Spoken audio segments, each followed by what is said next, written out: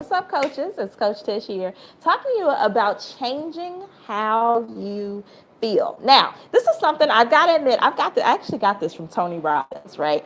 I went to a conference earlier this year, and Tony talked about the three ways, basically, to change your feelings. Now, in the last video, I talked a little bit about how to stop blowing up, but this one is okay.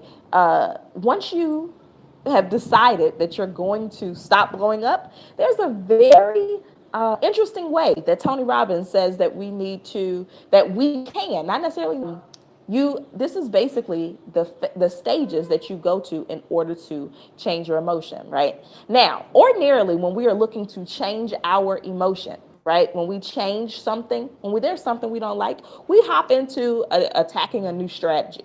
As a matter of fact, that's exactly what I did in the last video. I told you the strategy. Should have did this first, but hey, we all got improvements. So instead of hopping into changing the strategy, right, addressing directly what you do, what Tony says we want to do is actually every strategy has a story that's attached to it, right?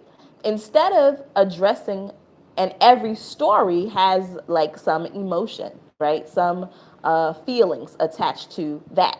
So instead of hopping directly into adjusting or addressing the strategy, what Tony says we have the opportunity to do is number one, change our state.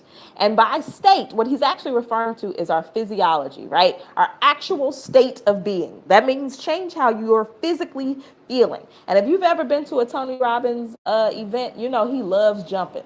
That motherfucker is one jumping so and so. He jumps.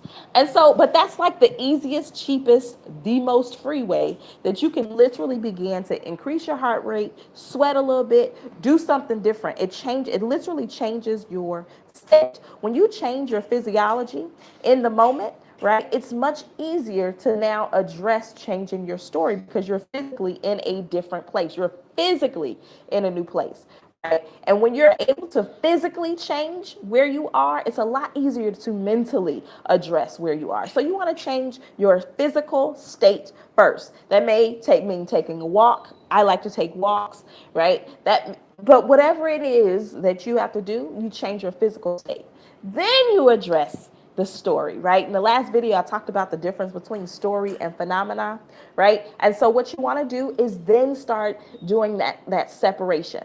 So before you hop into identifying and separating story from phenomena and how you feel and all of that, the strategy, right? You want to change your state. So how you're feeling physically.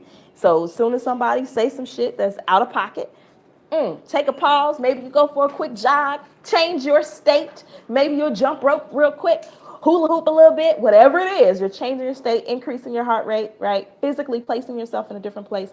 Then we can start having a conversation. You can start having a conversation with yourself because coach your damn self. You can start having a conversation separating what happened from the story that you've attached to it, right? What happened and the story that you've attached to it. And then last but not least, the strategy is now that you understand how you feel, right? Choose another feeling. Give yourself that time. What I have found is frequently, we get mad at people for not hearing us out, for not giving us time. And the truth of the matter is, they are reflecting to us what we are doing to ourselves. They're not hearing us out because we have not taken the time to hear ourselves out. They're not giving us time because we have not taken the time to give ourselves time. And so when you journal, when you take the time to pause, when you take the time to change your state, address the difference between the story and the phenomena, and then now you are ready to have a strategic conversation. When you do that, you're giving yourself the time, you're giving yourself the opportunity, you're giving yourself the space that ordinarily we're looking for from someone else. And now it doesn't matter. You're not as dependent on whether or not they are giving it to us because we've given it to ourselves. We've gotten our needs met. Usually we're fighting, fussing and fighting because we aren't getting our needs met. But what Coach Your Damn Self is all about is showing us how we can meet our own, whether that's a boss, a supervisor, a parent, a spouse, a child.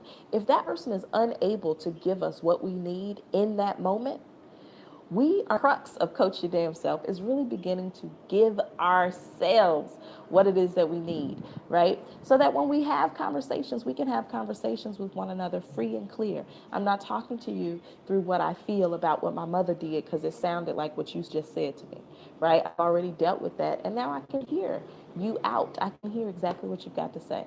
So comment below. Let me know if this works for you, right? Let me know if you use this. And let me know if you've used it in the past. This is Coach Tish, and I'll see y'all next time. Peace.